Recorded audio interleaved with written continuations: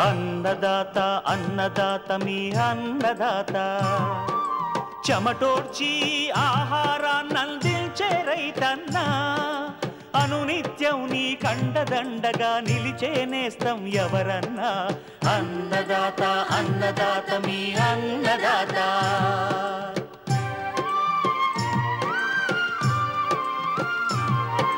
నూతన రీతుల సాగుబడికి నూరింతలు పెరిగే దిగుబడికి సూచనలిచ్చే సస్య రక్షణకు పశు పోషణకి శాస్త్ర విజ్ఞానం అందించి ముందుకు నడిపే తెలుగు రైతు భారతదేశానికి మకుటం అయ్యేలా తీర్చిదిద్దే ఆశయంతో మిమ్ము మేలు కొలిపేది అన్నదాత అన్నదాత అన్నదాత మీ అన్నదాత అన్నదాత అన్నదాత మీ అన్నదాత. అన్నదాత ప్రేక్షకులకు నమస్కారం. ఈనాటి ముఖ్యాంశాలు: మొక్కజొన్నను నష్టపరుస్తున్న కత్తెర పురుగు సమగ్ర నివారణ పద్ధతులు, ప్రస్తుతం సాగు కనువైన ఏకవార్షిక బహువార్షిక పశుగ్రాసాలు, ఇంకా జై కిసాన్ వ్యవసాయ సమాచారం.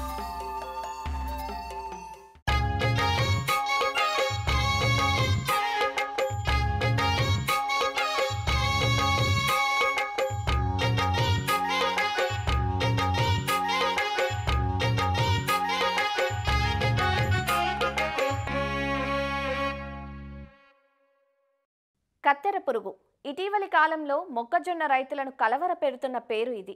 లద్దె పురుగు మాదిరిగానే ఉండి మొదట మొక్కజొన్నను ఆశించింది కాబట్టి దీన్ని మక్క లద్దె పురుగుగాను పిలుస్తున్నారు. రాత్రికి రాత్రే పైరును మోళ్లుగా మారుస్తున్న ఈ పురుగు ఒక్క మొక్కజొన్నకే కాక వరి, జొన్న, గోధుమ, పత్తి, కూరగాయల పంటలను సైతం ఆశించి నష్టపరుస్తుంది. కాబట్టి రైతులు సామూహికంగా కలిసి పురుగును మట్టుబెట్టాల్సిన అవసరం ఉంది. కత్తెర పురుగు నివారణకు చేపట్టాల్సిన సమగ్ర విధానాలను తెలియజేస్తున్నారు ఆచార్య ఎన్జీ రంగా వ్యవసాయ విశ్వవిద్యాలయం, పార్వతీపురం, మన్యం జిల్లా, రస్తాకుంటబాయి కృషి విజ్ఞాన కేంద్రం సస్యరక్షణ విభాగం శాస్త్రవేత్త డాక్టర్ అమృత వీణ. ఈ కత్తెర పురుగు యొక్క శాస్త్రీయ నామం స్పోడాప్టెరా ఫ్రూగిపాడా. ఈ కత్తెర పురుగు అనేది మొదటగా మన భారతదేశంలో కర్ణాటక రాష్ట్రంలో 2018లో గుర్తించారు. తర్వాత దేశమంతటా వ్యాపించి ఎక్కువగా నష్టపరుస్తుంది. ఈ కత్తెర పురుగు యొక్క జీవిత చరిత్రలో 4 దశలు ఉంటాయి. ఒకటి గుడ్డు దశ, తర్వాత గొంగల్ పురుగు దశ, తర్వాత కోశస్థ దశ, తర్వాత రెక్కల పురుగు దశ. మొదటగా ఈ కత్తెర పురుగు అనేది గుడ్లని గుంపులుగా పెడుతుంది. దాని యొక్క జీవిత చరిత్రలో 1000 నుంచి 1500 వరకు గుడ్లు పెడుతుంది. ఈ గుడ్ల నుంచి ఒక వారం రోజుల్లో పిల్ల పురుగులు అనేవి, గొంగల్ పురుగులు అనేవి పొదగబడతాయి. ఈ గొంగల్ పురుగుల్ని మనం ఏ విధంగా గుర్తించాలి అంటే, ఈ గొంగల్ పురుగు యొక్క తల మీద తిరగబడిన వై ఆకారంలో చారలు ఉంటాయి. తర్వాత అలానే ఆఖరి ఉదరి ఖండితంపై చతురస్రాకారంలో 4 మచ్చలు ఉంటాయి. ఈ గొంగల్ పురుగుల్లో కూడా 6 దశలు ఉంటాయి. మొదటి దశ గొంగల్ పురుగులు అనేవి ఆకుల్లోని పత్రహరితాన్ని గోకి తినడం వల్ల రంధ్రాలు అనేవి ఏర్పడతాయి. తర్వాత ఎదిగిన గొంగల్ పురుగులు ఆకులని చివర్ల నుంచి తిని కత్తెర వేసినట్లుగా కనిపిస్తాయి. ఆకుల సుడులలో మరియు కాండాన్ని కూడా ఎక్కువగా తిని నష్టపరుస్తాయి. కంకి ఏర్పడినప్పుడు కూడా లేత కండని తిని ఎక్కువగా నష్టపరుస్తాయి. ఈ గొంగల్ పురుగు దశ తర్వాత కోశస్థ దశ భూమిలో తయారు చేసుకుంటుంది. ఈ కోశస్థ దశలో వారం రోజుల నుంచి నెల రోజుల వరకు గడుపుతుంది. తర్వాత రెక్కల పురుగు దశ వస్తుంది.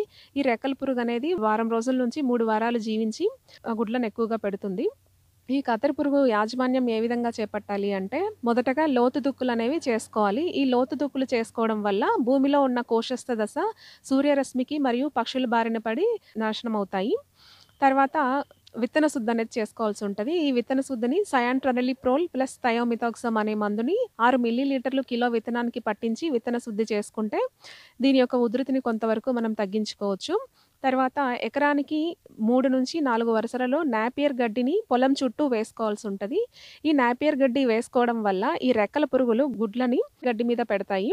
అలానే అంతర్ పంటలుగా మనము పప్పు జాతి మొక్కలైనటువంటి కంది, పెసర, మినుము లాంటి వాటితో అంతర పంటలు వేసుకోవడం వల్ల సహజ శత్రువులు అనేవి పెరిగి కత్తెర పురుగుని కొంతవరకు మనం నివారించుకోవచ్చు.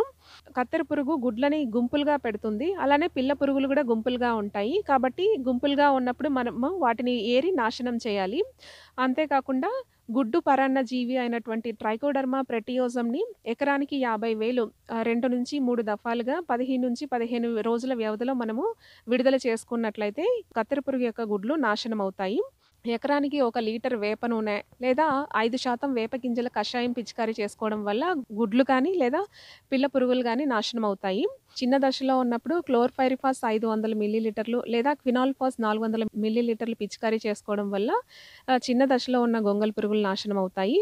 ఒకవేళ ఉధృతి ఎక్కువగా ఉన్నట్లయితే ఎమామెక్టిన్ బెంజోయేట్ 80 గ్రాములు లేదా స్పైనోసైడ్ 60 మిల్లీలీటర్లు పిచికారీ చేసుకోవడం వల్ల దీన్ని నివారించుకోవచ్చు. బాగా ఎదిగిన గొంగళి పురుగుల నివారణ కోసము విషపు ఎరను తయారు చేసుకోవాల్సి ఉంటుంది. ఈ విషపు ఎర తయారు చేసుకోవడం కోసం 10 కిలోల తవుడు తీసుకోవాలి. ఈ 10 కిలోల తవుడుకి 2 కిలోల బెల్లం కలుపుకొని 24 గంటల పాటు పులియబెట్టాలి. పులియబెట్టిన తర్వాత 100 గ్రాముల థయోడి కార్బ్ మందుని కలుపుకొని ఆకుల సుడులలో వేసుకుంటే ఈ పురుగుని మనం నివారించుకోవచ్చు. తర్వాత ఇసుకని 9 భాగాలు, సున్నం 1 భాగం తీసుకొని సుడులలో వేసుకోవడం ద్వారా కూడా ఈ పురుగును నివారించుకోవచ్చు. కంకి ఏర్పడిన తర్వాత ఈ పురుగును నివారించుకోవడం కోసము బయో ఏజెంట్స్ అయినటువంటి మెటారైజియం అనేసైప్లియే లేదా 5 గ్రాముల లీటర్ నీటికి కలుపుకొని పిచికారీ చేసుకోవడం వల్ల ఈ పురుగు యొక్క ఉధృతిని తగ్గించుకోవచ్చు. మనము సస్యరక్షణ చర్యలు అనేవి చేపడితే పురుగు యొక్క నష్టాన్ని తగ్గించుకొని అధిక దిగుబడులు సాధించేదానికి అవకాశం ఉంటుంది.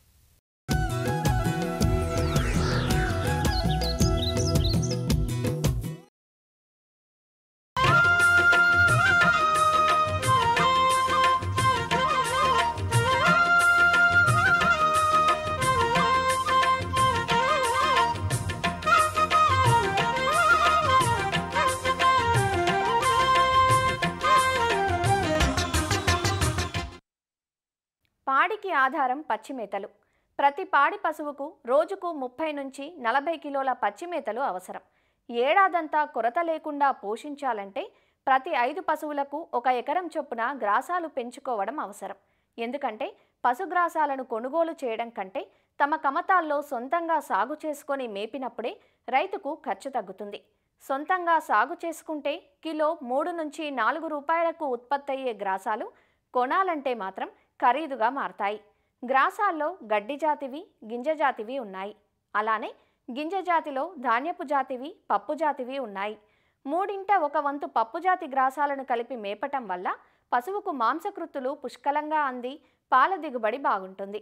ప్రస్తుతం సాగు చేయదగ్గ మేలైన ఏకవార్షిక, బహువార్షిక పశుగ్రాసాల గురించి రంగారెడ్డి జిల్లా వెలిమినేడు పశు వైద్యాధికారి డాక్టర్ వై ఆనందరెడ్డి నుంచి తెలుసుకుందాం. పాడి రైతులకు ఎక్కువగా ఖర్చు చేసేది పశువులకు పోషణ కొరకు.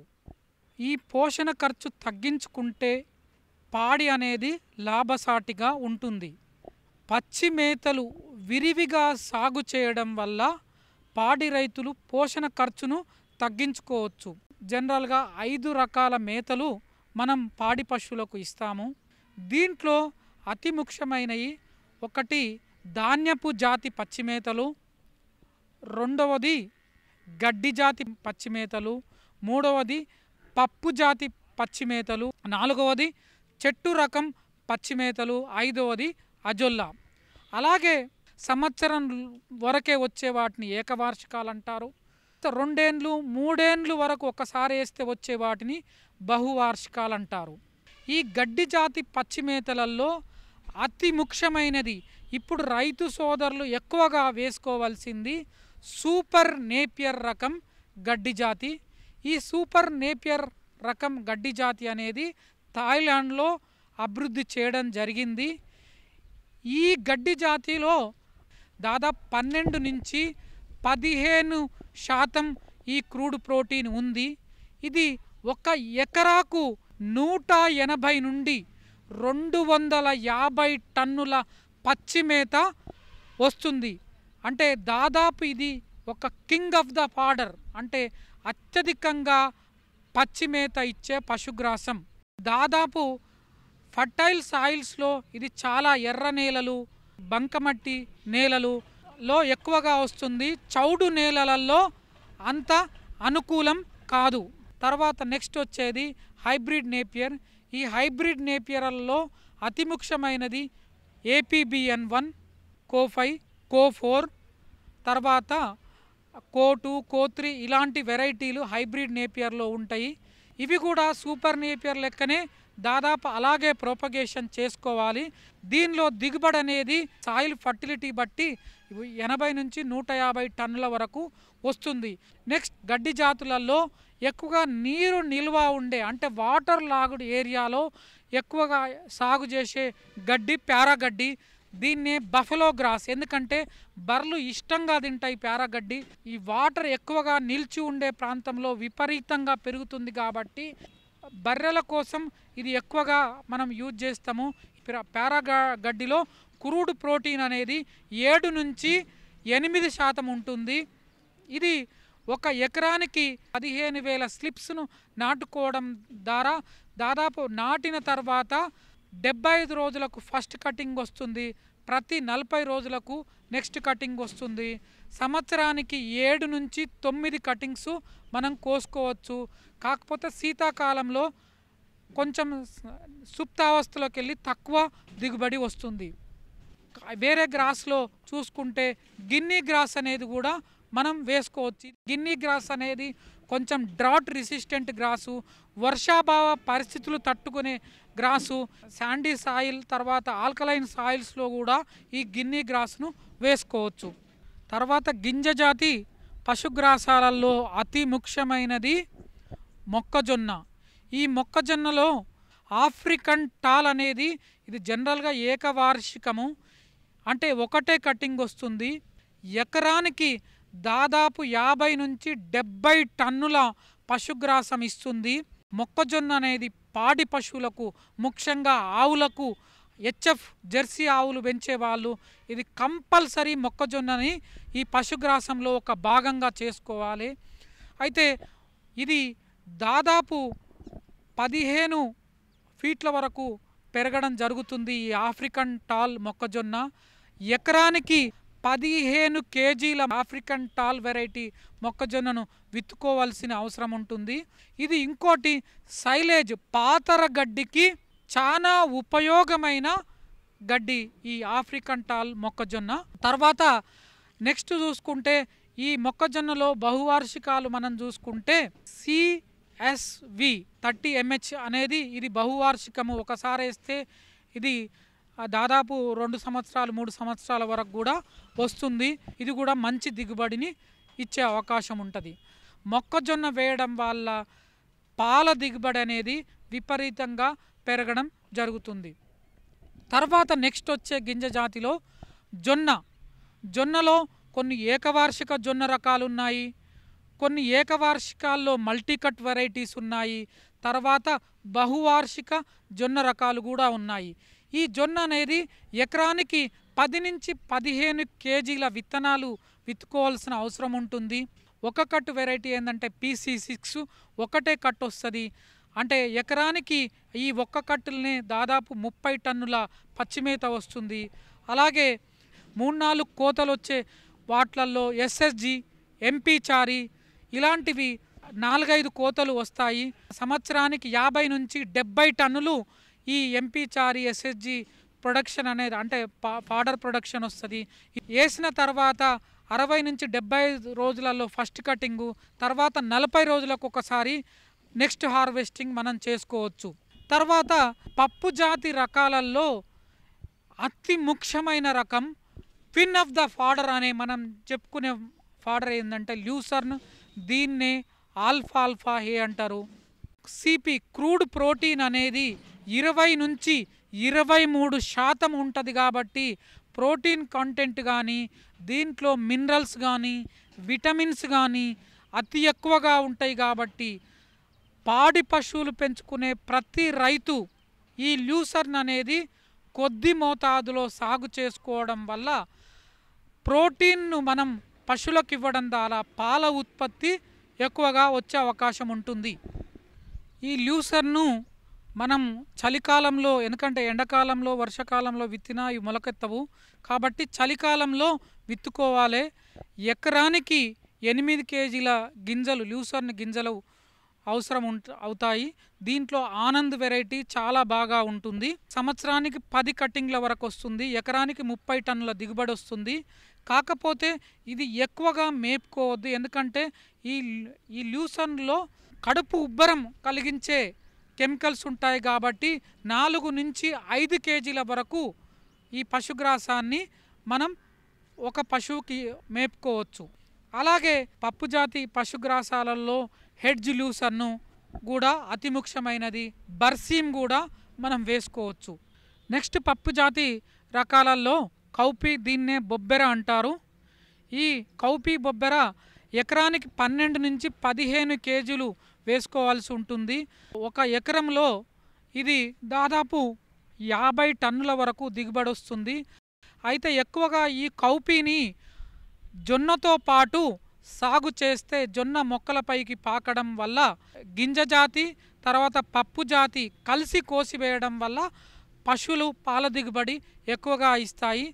అలాగే ఈ స్టైలో అనేది దాదాపు అన్ని నేలలకు ఉపయోగకరము. ఈవెన్ మనము వర్షాకాలంలో వర్షాధారితంగా అంటే గడ్డి మైదానాలలో కూడా ఎకరానికి ఒక 4 నుంచి 5 కేజీలు వర్షం కాలం ముందల చల్లుకోవడం వల్ల ఈ గడ్డి మైదానాలలో కూడా ఈ స్టైలో పెరగడం వల్ల ఈ గడ్డి భూములు సారవంతం కావడమే కాకుండా ప్రోటీన్ అనేది ఎక్కువగా ఉన్న గడ్డి గొర్రెలకు కానీ మేకలకు కానీ పశువులకు కానీ అందుబాటులోకి వస్తుంది. మామూలుగా సాగు చేసే పద్ధతి అయితే ఎకరానికి 3 కేజీల ఈ స్టైలో అనేది విత్తుకోవాలి. ఇది ఎకరానికి దాదాపు 20 నుంచి 30 టన్నుల దిగుబడి వస్తుంది. తర్వాత చెట్టు జాతి రకాలలో మనం అతి ముఖ్యమైనది సుబాబుల్ రకము చెట్టు జాతి. దీంట్లో ఏంటంటే 25% క్రూడ్ ప్రోటీన్ ఉంటుంది. తర్వాత అలాగే సెస్బేనియాని కూడా వేసుకోవచ్చు. అలాగే అజొల్లాలో కూడా హయ్యెస్ట్ ప్రోటీన్ పర్సంటేజ్ ఉంటుంది కాబట్టి ఈ అజొల్లా రకం వెరైటీని కూడా రైతు సోదరులు చేసుకోవడం వల్ల ఈ పోషణ ఖర్చును మనం తగ్గించుకోవచ్చు. అయితే అతి ముఖ్యంగా రైతు తన పశువులకు కొన్ని 3 రకాలు అతి ముఖ్యంగా ఈ గడ్డి రకాలు ఉండేటట్లు చూసుకోవాలి. ఒకటి సూపర్ నేపియర్, తర్వాత మొక్కజొన్న, తర్వాత ఈ లూసర్ను. ఈ 3 రకాల గడ్డి వెరైటీసు వేయడం వల్ల పాల దిగుబడి కూడా ఎక్కువగా వస్తుంది. కాబట్టి ఈ 3 రకాలు కంపల్సరీ రైతు సోదరులు సాగు చేసుకొని పాడి ఖర్చును తగ్గించుకోవాలి.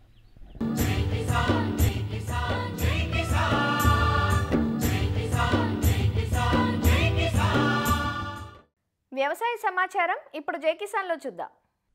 పార్వతీపురం మన్యం జిల్లాలో అటవీశాఖ అధికారులతో కలిసి నేషనల్ వైల్డ్ లైఫ్ బోర్డు సభ్యులు పర్యటించారు. గత కొన్నేళ్లుగా పంటలను ధ్వంసం చేస్తూ రైతులకు ఆర్థిక నష్టాన్ని కలిగిస్తున్న ఏనుగుల దండు సంచరిస్తున్న ప్రాంతాలను పరిశీలించి రైతులు, స్థానికుల నుంచి వివరాలు సేకరించారు. 2017లో ఒడిశా నుండి ఆంధ్రప్రదేశ్ రాష్ట్రంలోకి ఏనుగుల గుంపు ప్రవేశించిందని, అప్పటి నుంచి నష్టాలను చవిచూస్తున్నామంటూ రైతులు వివరించారు.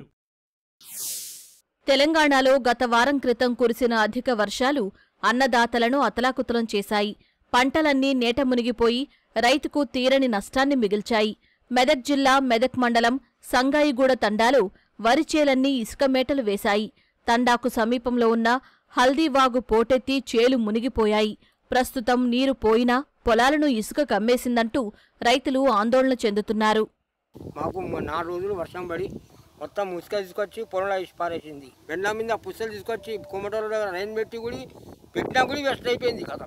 ఆ పెద్ద వేరు వచ్చింది. ఎక్కడ సింగిల్ నుంచో ఎక్కడి నుంచో 4 రోజులు వర్షం పడితే మొత్తం కొట్టుకొచ్చింది. మొత్తం 20 ఎకరాలు 30 ఎకరాలు మోటార్ కాడికి వెళ్ళి కొట్టుకుపోయింది. వాగు మొత్తం ఒక 3-4 రోజులు వచ్చి మొత్తం పొలం అంతా కొట్టుకుపోయింది.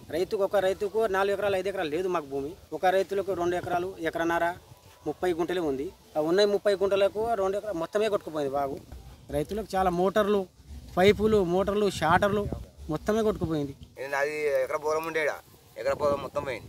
ఇప్పుడు నాకు ఏం లేకుండా ఇది గతి ఉంది. ఇప్పుడు ఇది లేవ చెప్పినా ఇంతకుముందు హెల్దా కొడుతూ కూడా. సాగుదారులంతా ఎకరా 2 ఎకరాల చిన్న సన్నకారు రైతులే కావడంతో చేతిలో చిల్లి గవ్వలేదని, తమ ఆరుగాల కష్టం నీటిపాలైందని ఆవేదన చెందుతున్నారు.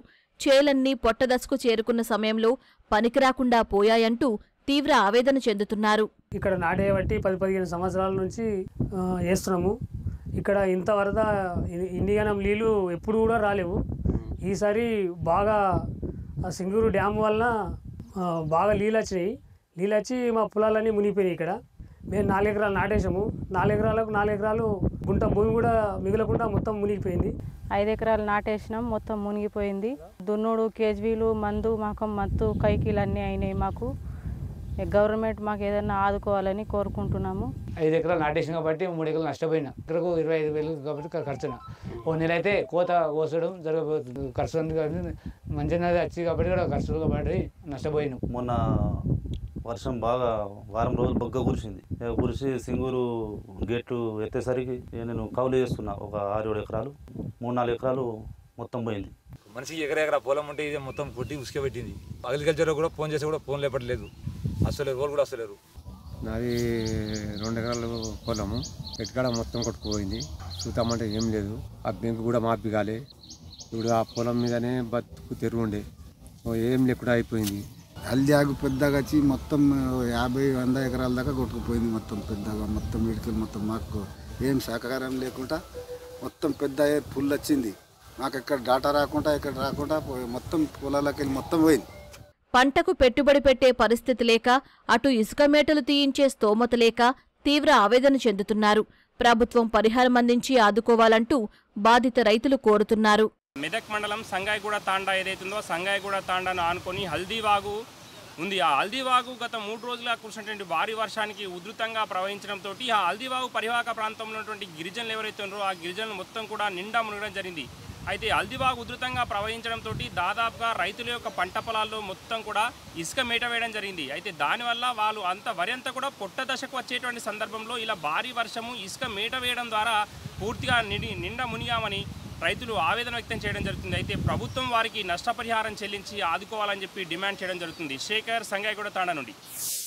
ఆంధ్రప్రదేశ్లోని డాక్టర్ బిఆర్ అంబేద్కర్ కోనసీమ జిల్లా అంబాజీపేట, ఐనవిల్లి మండలాల్లో ప్రపంచ కొబ్బరి దినోత్సవం జరిగింది. కోకోనట్ ఫార్మర్స్ ప్రొడ్యూసర్స్ సంస్థ ఆధ్వర్యంలో అంబాజీపేట ఉద్యాన పరిశోధన కేంద్రం అధిపతి డాక్టర్ పి అశోక్తో పాటు మహిళా శాస్త్రవేత్తలు, ఉద్యాన శాఖ అధికారులు కొబ్బరి చెట్లకు పూజలు చేశారు. ఈ ఏడాది కొబ్బరి ధరలు పెరగడంతో కాస్త ఊరట లభించిందని, ధరల విషయంలో అధికారులు చేయూతనందించాలంటూ కొబ్బరి రైతులు కోరుతున్నారు. ప్రపంచ కొబ్బరి దినోత్సవం కొబ్బరి చెట్టు యొక్క విశిష్టత గురించి అందరికీ తెలిసిన విషయమే. అయితే మా కృషి వల్ల coconut farmers producer company factory ఆవరణలో ఉన్నటువంటి ఈ యొక్క కొబ్బరి చెట్టుకి మనం ప్రతి సంవత్సరం పూజ చేస్తాం. ఈ సంవత్సరం కూడా అదే రకంగా నిర్వహించాం. కొబ్బరి నుంచి ఆధారపడి ఇక్కడ ఉన్నటువంటి ప్రజలందరూ కూడా బ్రతుకుతున్నారు. ఇటీవల కాలంలోనే కొంచెం ధర రావడం రైతులు ఆనందంగా ఉండడం జరుగుతుంది. ఇదే రకంగా ప్రతి సంవత్సరం కూడా కొబ్బరి రైతులు ఆనందంగా ఉండాలని దేవుణ్ణి ప్రార్థిస్తున్నాను. మరిన్ని విభిన్న అంశాలతో రేపటి అన్నదాతలో మళ్ళీ కలుసుకుందాం. నమస్కారం. అన్నదాతలు తమ సందేహాలు, సమస్యలను 1800-425-4085 టోల్ ఫ్రీ నెంబర్లో ఉదయం 10 గంటల నుంచి 11 గంటల మధ్య పని దినాలలో సంప్రదించగలరు. ఈ కార్యక్రమాన్ని యూట్యూబ్లో www.youtube.com/annadaata ETV లింక్ ద్వారా వీక్షించవచ్చు.